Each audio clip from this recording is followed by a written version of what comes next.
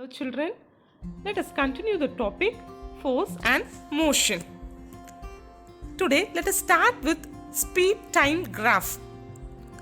Consider a bus traveling from Tanjore to Trichy. The speed of the bus is measured for every second. The speed and time are recorded and a graph is plotted using the data. It is known as speed time graph.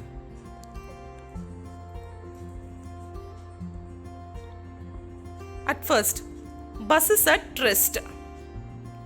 See the time. For every second, the speed is given. Since the bus is at rest, the speed is 0. Look into the graph. The plotted graph line also lies along with the x-axis. The speed of the bus remains 0 meter per second, so the bus has 0 acceleration. Next one. Bus traveling at uniform speed of meter per second. See for seconds. 0 second it is 10 meter per second.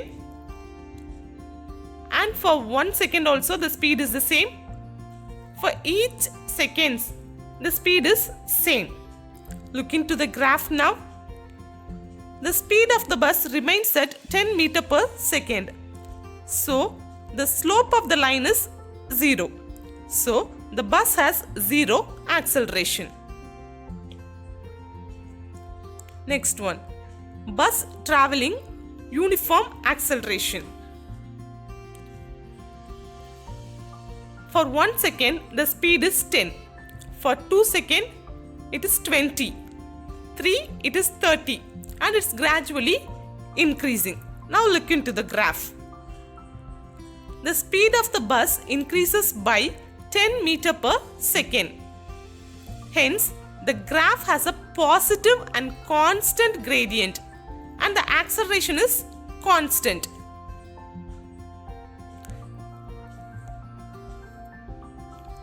Bus traveling uniform deceleration. See, for 0 second it is 50, 1 second it is 40, 2 second 30 and it's gradually decreasing. Now look into the graph. The speed of the bus decreases by 10 meter per second.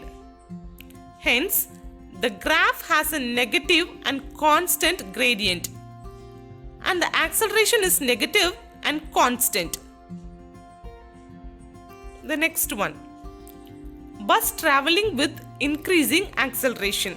That is non-uniform acceleration.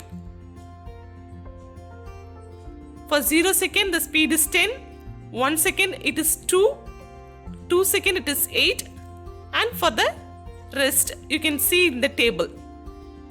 Now look into the graph.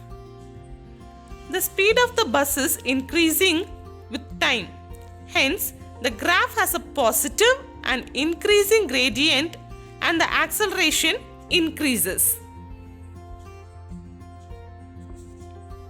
Next one. Bus traveling with decreasing acceleration. It is a non-uniform acceleration. For 0 second, the speed is 10. For 1 second, 18. 2 second, 32.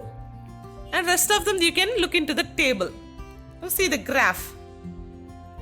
The speed is decreasing with time. Hence, the graph has a positive and decreasing gradient and the acceleration decreases. Now, let us compare and learn the distance time and speed time graphs.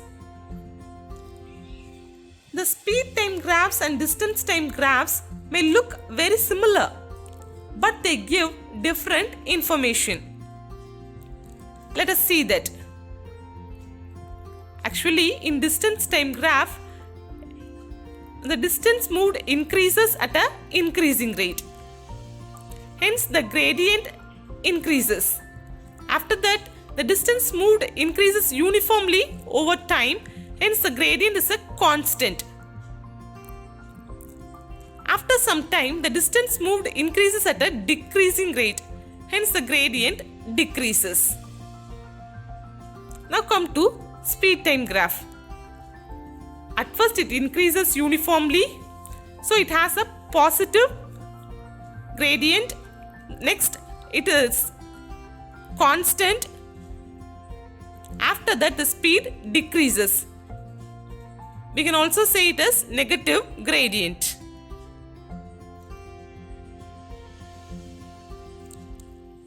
Have you ever tried this? To balance a cardboard on your fingertip? What do you observe? You can notice that there is only one point at which the cardboard is balanced. The point at which the cardboard is balanced is called the center of gravity of the cardboard.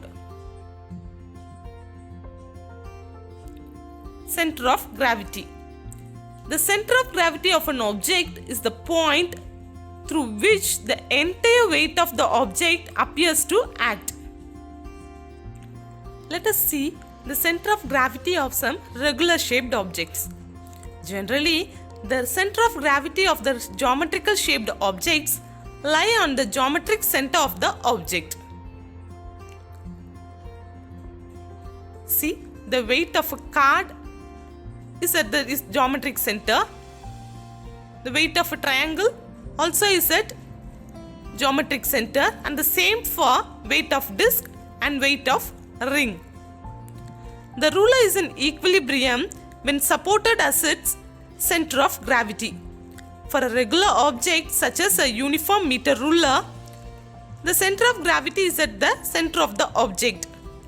When the object is supported at that point, it will be balanced. If it is supported at any other point, it will topple.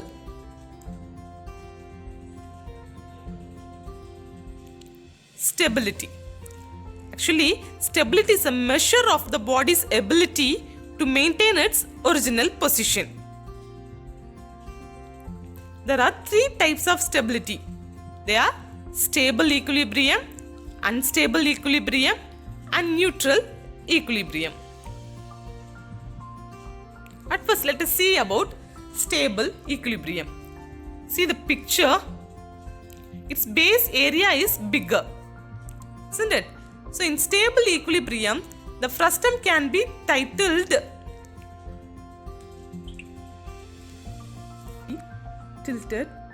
through a quite big angle without toppling. See the picture. Its center of gravity is raised when it is displaced. The vertical line through its center of gravity still falls within its base. Its base area is little bigger, so it can return to its original position.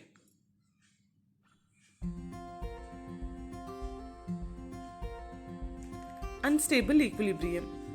In this equilibrium, the frustum will topple with the slightest tilting. Its center of gravity is lowered when it is displaced. Look into the picture.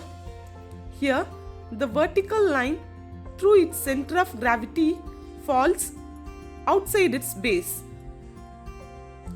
So, it will not come back to its original position. Neutral equilibrium. It causes frustum to topple.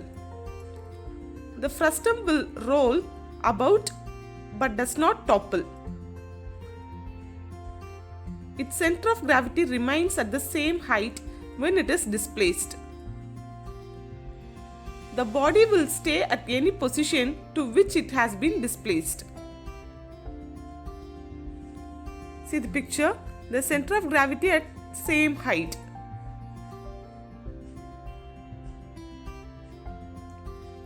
Condition for stability.